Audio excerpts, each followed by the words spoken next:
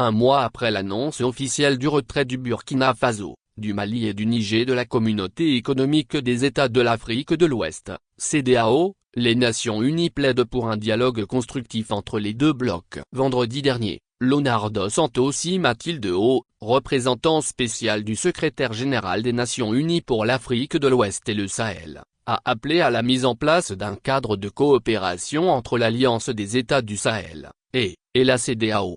Nous respectons le droit des nations à s'unir autour de leurs intérêts communs, a déclaré M.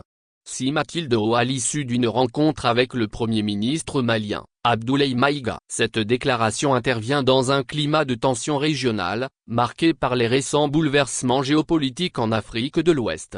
Le ministre malien des Affaires étrangères, Abdoulaye Diop, a de son côté, insisté sur la nécessité de la prise en compte de la nouvelle réalité géopolitique en Afrique de l'Ouest liée à la création de la Confédération des États du Sahel. Reconnaissant qu'un développement harmonieux et durable a besoin d'un climat apaisé et sécurisé, les parties onusiennes et maliennes ont réaffirmé leur engagement à poursuivre les efforts conjoints en vue de répondre plus efficacement aux besoins essentiels des populations dans le cadre d'un dialogue constructif et d'une coopération pragmatique alignée sur les priorités nationales, lit-on dans un communiqué du ministère.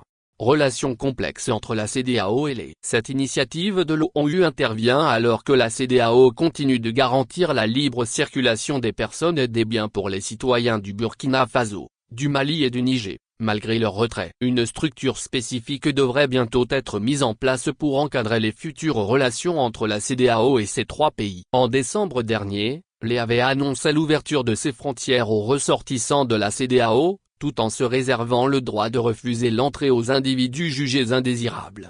Le retrait officiel des trois États sahéliens, dirigés par des régimes militaires, a été prononcé le 28 janvier 2024. Ils accusent la CEDEAO d'être influencée par la France et de ne pas répondre efficacement aux défis sécuritaires croissants dans la région.